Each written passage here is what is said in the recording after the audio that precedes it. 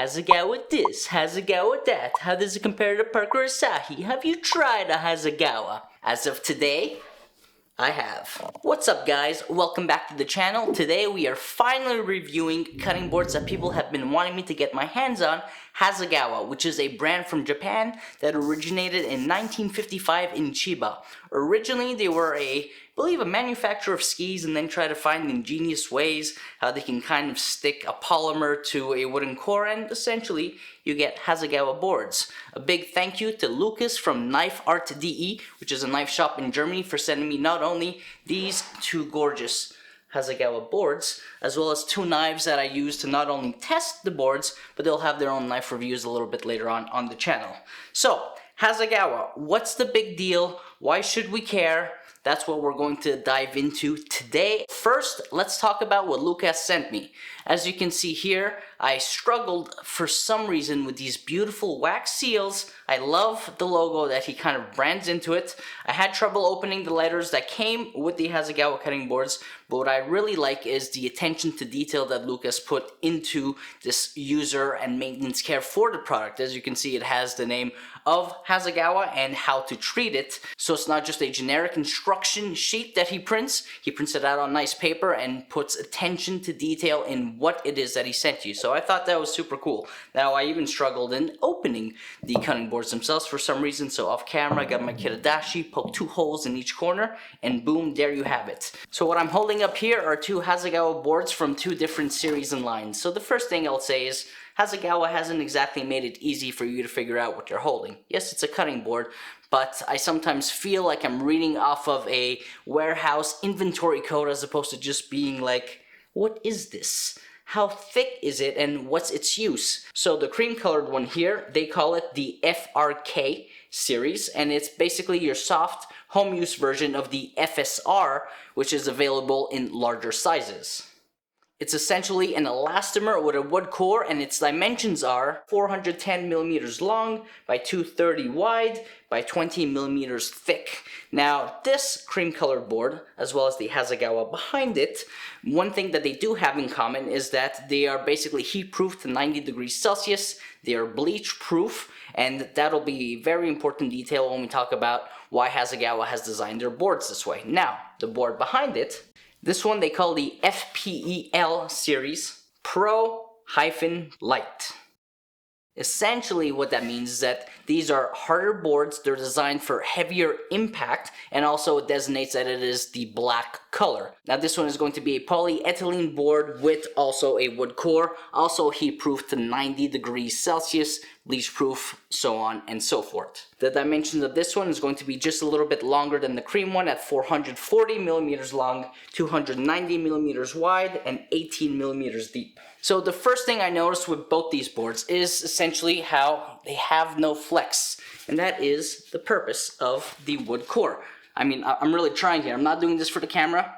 It has no flex, so I find that aspect to be super nice. At the same time, if I'm really trying to be super analytical, one could say that a piece of paper that has a lot of flex, once you put it on a flat surface, no longer has any flex. So what's the big deal? I think the big deal is because these were created, I want to say, people will often say that Hasegawa is more of a home chef use. The wood core is important because it's going to allow the board itself to be stable if you use it in a dishwasher.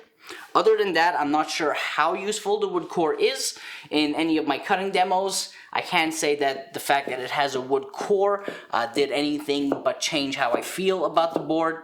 But it is good to know that for those who do want to throw it quickly in the dishwasher, it will survive the dishwasher, so long as the dishwasher doesn't have water temperatures above 90 degrees Celsius, which I highly doubt. Now the other thing I really noticed as well, not that I want to compare it to Parker Asahi, I will right at the end potentially, but it's the fact that unlike the Parker Asahi surface, which is completely smooth, On the HASEGAWA, the two boards before me, it does have a bit of a texture pattern. So one of the reasons I think the pattern surface is important, and one of the claims of HASEGAWA is, unlike some of their competitors, what they say is when you're cutting into a HASEGAWA board, because of this patterned surface, your knife isn't really sticking into the board. And that is made very apparent by the fact that when your kitchen knife will touch the surface of the cutting board, essentially because it has this pattern where it's higher and lower, well, your kitchen knife isn't really in contact with the whole cutting board in a way. But one thing I will say is, immediately I found it difficult to remove food items from the grooves. Now these boards both washed really well. Soft side of a sponge, some soap. Now it does remind me, the sound of these cutting boards reminds me a bit of the sound of a rain jacket. When you kind of run your nails up and down against it, you could hear that sound too when I was washing the cutting boards. And then maybe my first pet peeve will be the fact that I found them difficult to dry. Whether I used a cotton towel or a microfiber towel, it would leave some little residues. So I found that the best way to wash both these boards was really to just let them dry. And to correlate to my Parker Asahi boards, because I do own a few of those as well, to be honest, same thing. The Parker Asahi cutting boards do not dry particularly well when using a cotton towel or a microfiber towel, but they do air dry extremely well, and so HASEGAWA for that is pretty much exactly similar. Another piece I noticed right away with the HASEGAWA cutting boards was just how light they are for their size. This one, of course, is, by most standards, for home use, a rather large cutting board, and I found it to be extremely light. Again, comparing to kind of the Parker Asahi boards, definitely lighter than the Asahi boards. When it came to the cream colored HASEGAWA, now because they say that this is a softer cutting board to be used for precision cuts, lighter use, no heavy chopping, I did want to test how cutting a strawberry would react on this cutting board, and though it seemed like initially it might stain, because of course the juices only have one way to go and it's the surface of the cutting board, when it came time to wash it, the cutting board became brand spanking clean. I didn't aggressively cut on this cutting board to see if it would leave any marks, but upon closer inspection, I can tell you that I don't really see anything. There's a few marks, but nothing major, and that's about after 30 minutes of cutting time. Quite personally, when it came to just cutting feel, I don't know if it's the fact that this is a slightly different material on the black HASEGAWA, but I preferred the black HASEGAWA. I preferred the feel of the knife on the board, and I preferred the look. Just a really nice contrast with just about anything you're cutting. If I were to cut strawberries, I would choose the black cutting board just because it makes it feel like the cutting board is less dirty, even though, of course, as we know, it's just a question of color. It's just as dirty as cutting it on the cream colored board. When it came to drying though, because I had to air dry it, I found that after picking it up once it was dried, it still felt like it was a little bit messy.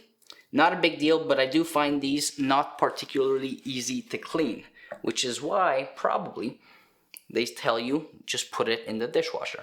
Lastly, one of the big reasons people have wanted me to try a HASEGAWA is because they kept saying that if you're a rock chopper on a Parker Asahi cutting board, because it is such a sleek surface and your blade kind of slides across it, that with something like a HASEGAWA, the blade kind of just pulls into the cutting board a bit more, allowing you to more easily rock chop. And there I can also say that I do agree, because I rock chopped some beautiful garden chives and had no issues at all with any slippage of the blade throughout the entire length of the chive. The other piece to consider is I find that the HASEGAWA boards, to be honest, are relatively well priced for what they are. Yes, to me, they feel and sound like plastic, but this isn't the plastic cutting board that you kind of grow up with at home, that cheap plastic cutting board that you pull out of the cabinet and you take a look at it and it looks like someone with an axe just gave it a few good whacks. This isn't that. Yes, it feels like plastic, it looks like plastic, but I really did enjoy the cutting experience. From a small garlic to eggplant, I tried to use a variety of ingredients, including a nice big piece of meat, and honestly, the HASEGAWA handled it well. Again, if I had to choose between the two, I'd probably go with the black one because I also like the fact that it is deeper. That's another thing about HASEGAWA, is they seem to be aware that more dimensions are better than none, and so this one is nice and deep, which I like. This one I love, but I'm not a guy who really just cuts one ingredient at a time or just cuts one ingredient for one meal. I tend to just take all the ingredients out of the fridge, put them right in front of me, do a nice mise en place, and then go crazy cutting as many as I can on a single cutting board. So this is my choice out of the two. Now, in terms of comparing them to Parker Asahi, Again, I would say that the biggest difference is these have a wood core. They are very, very stable. There's absolutely no torque or tension that you can put within them. A little bit of flex in the Parker Asahi. Does that really mean anything?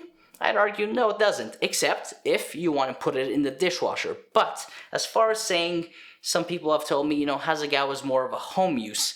I would argue that if you're in a professional kitchen, you're probably more stressed for time than someone who's a home cook. So likely you'd be throwing it in the dishwasher as opposed to being at home where you have the time to hand wash it. So I don't agree that HASEGAWA is a home use type of board and Parker Asahi is for professional cooks. I'd say it really just depends on your need. If you want to throw it in the dishwasher, then get a HASEGAWA. You don't need to be a home chef. You don't need to be a professional chef. You just need to be someone who wants to throw it in the dishwasher. The other thing is they are lightweight. I would argue lighter weight than the Parker Asahi. Again, not a big difference there. However, that does remind me, one thing I noticed, like the Parker Asahi, is they are quite slippery. You hear that? That's that plasticky sound I'm talking about.